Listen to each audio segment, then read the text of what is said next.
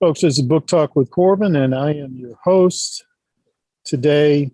Well, every time we do a show, we always have a good guest, someone who can really give us some things to think about and to consider and ponder. And that's exactly what we have with Miss Angela Billings. I've met her a couple of times, and boy, every time I speak to her, I get that much more impressed. She's a 22-year Air Force veteran, served our country for 22 years. She has 2 MBAs, not one, folks, I said 2. And she also has started a business last October, Virago Circle. And it's one thing the company does is it's help enhance a company's public presence and public speaking. And really, when you look at it, some of the most successful people we know of were halfway decent public speakers. One of my great heroes was Booker T. Washington, and public speaking was critical, I believe, to his success. So a company like this, folks, if you want to do better, you need to be in touch with Virago Circle, Miss Angela Billings. And she is now the Jefferson County Republican Party Director of Communications. That's one of her clients. And I'm sure she's probably looking or willing to take on a couple more clients. Is that right, sis? I absolutely would be willing to take on a few more clients. Thank you, Corbin. Yeah, I mean, and it's an important service that you're bringing forth there. Sis, let's go immediately into this. We'll do about 15, 20 minutes. I was at a GOP meeting, and the director there was saying, hey, we believe these are the 3 critical issues: education, public safety, and economic development. Let me share this with you real quick. A day or 2 after that meeting, I put on my Facebook page, what do you think are the 3 critical issues facing Louisville today? Overwhelmingly, public safety. Overwhelmingly. I was really sort of surprised at that, to be honest with you, that overwhelmingly public safety. Well, I'm really glad that people are realizing that without public safety, this city is not going to flourish. That is really the foundational concept that we have to see realized, is to be able to work and live and realize our own individual dreams. But it has to start with safe streets where we can open businesses, where we can meet with our friends and our family. And also, huge part of our industry here in Louisville is the tourism industry. And I know a lot of time and effort and money's been put into developing that. And that's a big part of our economy here. So without public safety, having safe streets to meander at will, as you see fit, we won't be able to realize economic prosperity. And that is, I'm glad that so many people recognize that. And you talk about tourism. I mean, I've traveled many different countries. When I founded a nonprofit organization, we did a tremendous amount of work overseas. One thing I noticed is that, boy, those countries, they would make sure those tourists are safe. Because that was income. Absolutely. I mean, it was income. This is their lifeblood. And there are a lot of people connected to that tourist industry. Absolutely. And, what was so disheartening with the tragedy of Breonna Taylor last year, that my heart goes out to her family. And certainly many of us have been impacted by that. And I think that the climate was created that allowed for that to happen because of a lack of leadership in our current administration. And go ahead, sis. Well, I just, real leadership is when you take responsibility for and have accountability for actions. And I don't see a lot of that in our current administration. I see a big bubble around our current administration without a lot of real leadership and putting people in place that are going to affect positive change. Mm-hmm. And yet, you know, just to change that a little bit, you talked about, you know, the mayor, you know, the elected officials. I was very disappointed in not hearing more forceful voices from some of the civic leaders, just unequivocally coming out saying, hey, this is wrong. You can protest all day, every day, twice on Sunday, no problem whatsoever with that. We would even encourage that. But then when the vandalizing came up, the looting, there were some, not all, but some who just seemed to equivocate a little bit, like, well, they're upset. Well, they're fighting for justice. Well, and violence is never a good answer. Certainly, I appreciate that they want protesters want their voices to be heard, and I applaud that. That is one of the freedoms that I, when as a service member, fought to defend. Other countries don't necessarily have that, and we have that here in the United States. We were catapulted onto the national stage, really international stage, in a very negative light because of inaction, because of constraints that were placed on our police force that really limited how they could perform their duties that they were sworn to perform. Yes. And subsequently, that went on for 3-4 months. Yes. And just disheartening. And people moved away from Louisville as a result of that. Yes. Moved away, and there's still more talk about moving away. You walk around, and you know this better than I do. You go to downtown, some parts of it looks like, what hit it? It's so disheartening to still see buildings that are boarded up, and to know that so much damage was done and was allowed to be done by our leadership. So I think that I hope that we're beyond all that, but I definitely see, and in talking with people, that there's a huge bruise on Louisville, and that going forward, we've got to put emphasis on safety in our streets so that our economy can flourish once again. Well, that's a good segue into the next issue: economic development, jobs. Mm-hmm. Other than getting that public safety piece in place, what are some other things you think need to be done? Well, coming up here, we have our budget that is currently under consideration, and if your listeners don't know, they can have a part in that process. You can sign up to speak to our Louisville Metro Council as they receive input into the mayor's proposed budget. So that hearing is Thursday, May the 27th. So that's next week. They can sign up to either speak, or they can submit their input in by email.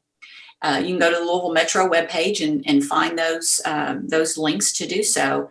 And I think that definitely putting some time and putting some money into a lot of the deferred maintenance that has been put off for far too long, many years over under this current administration, that we have to take care of that. We've got to have roads that are able to be traveled, and sidewalks to buildings that are being built, and homes that are being built, and the parks that we all enjoy and want to continue to do so. Mm-hmm. So we really have to put put money into that infrastructure that makes Louisville an attractive place for people to move to, raise their families in, and realize their own individual dreams, not necessarily the dreams and that a government might want them to realize, but their individual dreams, and they get to have that choice. Yes. And what role do you think education plays in this big picture?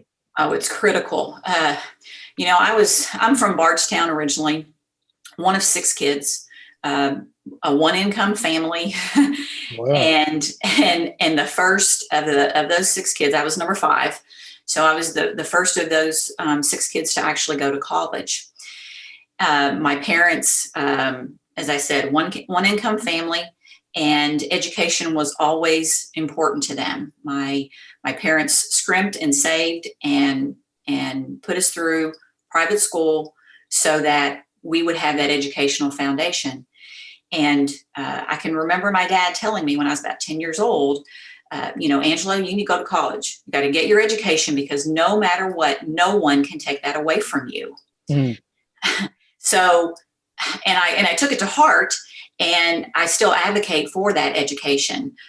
We very fortunately were able to pass HB 563 that allows for a scholarship of sorts. And I know some of the details are still being worked out. I believe there's a meeting next week of our leaders to do just that.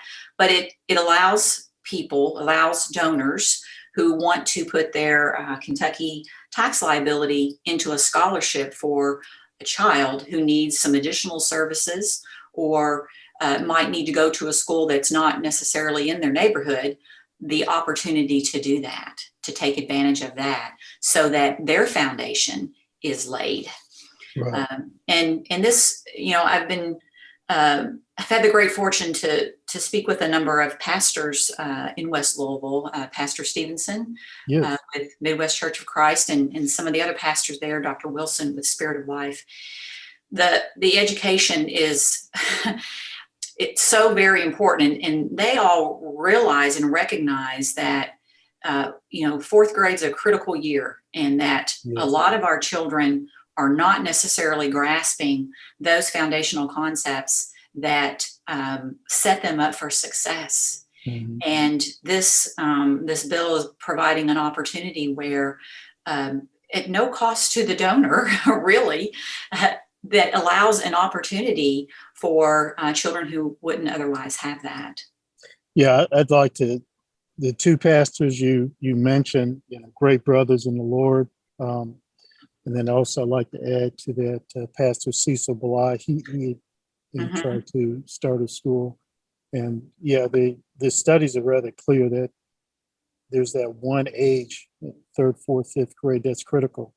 And only about 20% of children in the western side of our city are prepared for yes, school, just to start kindergarten.